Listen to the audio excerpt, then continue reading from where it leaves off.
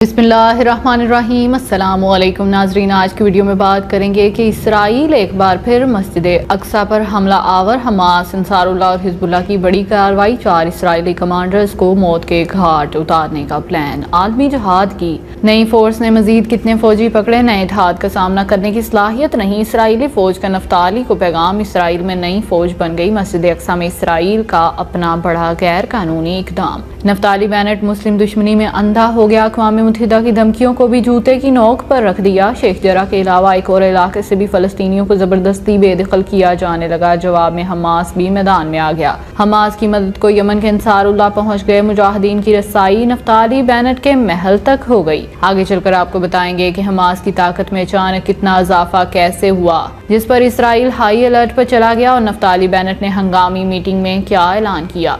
नाजरीन, इसराइल और फलस्तीन के हवाले से अपडेट देते चलें कि बज़ाहिर शो करवाया जा रहा है कि इसराइल और फलस्तीन के दरमियान जंगबंदी का मुआहदा जो हुआ इस पर अमल हो रहा है, लेकिन ऐसा कुछ भी नहीं। नफ्ताली बेनेट ने वजीर आजम बनते ही जो पहला काम किया, इस बारे में आपको बताते चलें कि यहूदी मुजाहिरीन को मार्च की इजाजत दी, जिसकी वजह से मई में फलस्तीन और इसराइल के दरमियान बाकायदा जंग हुई। नफ्ताली ने आते साथ ही ये काम किया। इसके बाद नौ मुंतखब वजीर आजम ने दूसरा जो काम किया वो गजा पर मिसाइल दागे। मस्जिद अक्सा को शहीद करने की कोशिश की गई। इसने वजीर आजम बनते ही जो तीसरा काम किया वो ग्रेटर इसराइल के मंसूबे को पाया तकमील तक पहुंचाने की कोशिशें पहले से तेज कर दी। और वो कोशिशें इस तरह से नफ्ताली ने गजा के मुसलमानों को इनके घरों से निकालना शुरू कर दिया। न सिर्फ शेख जरा बल्कि मुसलमानों को दूसरे इलाकों से भी निकालना शुरू कर दिया गया, जिसकी तफसील आज की इस वीडियो में आगे चलकर आपको बताएंगे। नाजरीन, अभी इसराइली मुजालम की मुकम्मल सीरीज से आपको बात समझाने की कोशिश करते हैं कि असल मामला क्या है। पूरी दुनिया ने देखा कि मई में इसराइल ने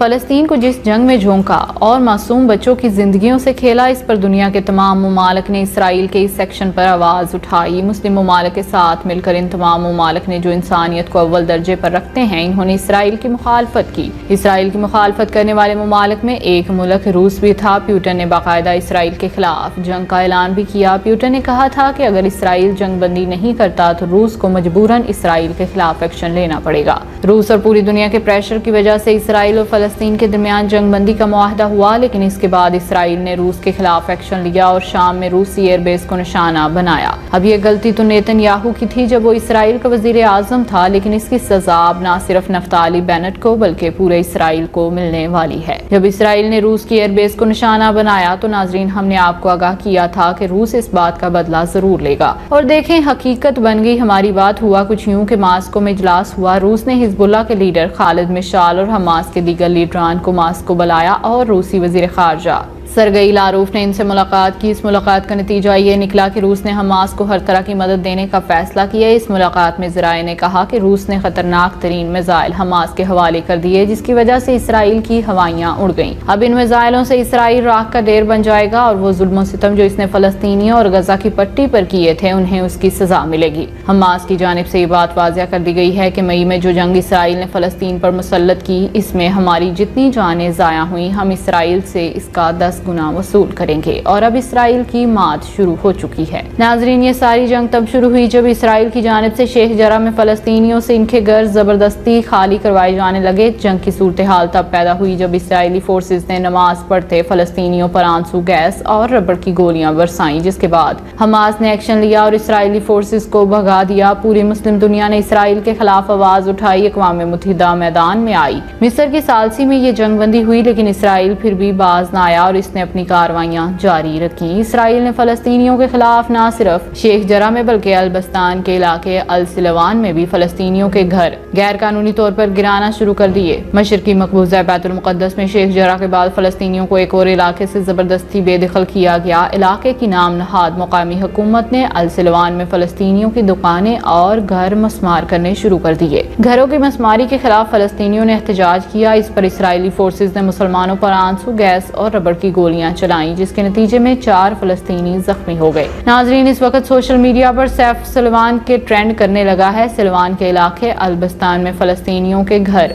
गैर कानूनी तौर पर गिराकर इनकी बेदखली का अमल शुरू कर दिया गया है। अपने घर बचाने और इसराइली मुजालिम के खिलाफ آواز بلند کرنے والے فلسطینیوں پر اسرائیلی فورسز نے شدید تشدد کیا، ان پر ربڑ کی گولیاں برسائیں اور آنسو گیس کی شیلنگ کی۔ مقبوضہ بیت المقدس میونسپلٹی نے 7 جون کو البستان کے علاقے میں فلسطینیوں کے گھر گرانے کے احکامات جاری کیے تھے۔ اس سلسلے میں انہیں 21 جون کی مہلت دیتے ہوئے کہا گیا تھا کہ فلسطینی اپنے گھر خود گرائیں ورنہ حکومت یہ کام کرے گی۔ اسرائیلی آباد کار تنظیم اس علاقے میں ایک مذہبی تھیم پارک بنانا چاہتی ہے۔ ناظرین، فلسطین کی اس وقت تازہ ترین صورتحال یہ ہے کہ حماس نے عالمی جہاد کا اعلان کر دیا ہے۔ پہلے اس عالمی جہاد کی ٹرم کو ناظرین سمجھ لیجئے، اس کے بعد آپ کو بتائیں گے کہ یہاں سے اسرائیل کی بربادی کیسے شروع ہوگی۔ عالمی جہاد کا مطلب یہ ہے کہ وہ جہاد جو تمام محاذوں پر لڑا جائے۔ اب سوال یہ پیدا ہوتا ہے کہ وہ کون سے تمام محاذ ہیں جس پر حماس نے لڑنے کا اعلان کیا ہے۔ ان محاذوں میں مسجد اقصی کا محاذ، غزہ کی پٹی کا محاذ، سفارتی اور مذہبی محاذ شامل ہیں، اور ان تمام محاذوں میں اکیلا حماس تو نہیں لڑ سکتا اور نہ ہی فلسطینی حکومت لڑ سکتی ہے۔ ان محاذوں پر لڑنے کے لیے حماس کو اللہ کی مدد آ پہنچی ہے، اور وہ مدد ایران، حزب اللہ اور یمن کی جنگجو جماعت انصار اللہ کی شکل میں ہے، جس نے حماس کے ساتھ مل کر اسرائیل کو تباہ و برباد کرنے کا منصوبہ بنا لیا ہے۔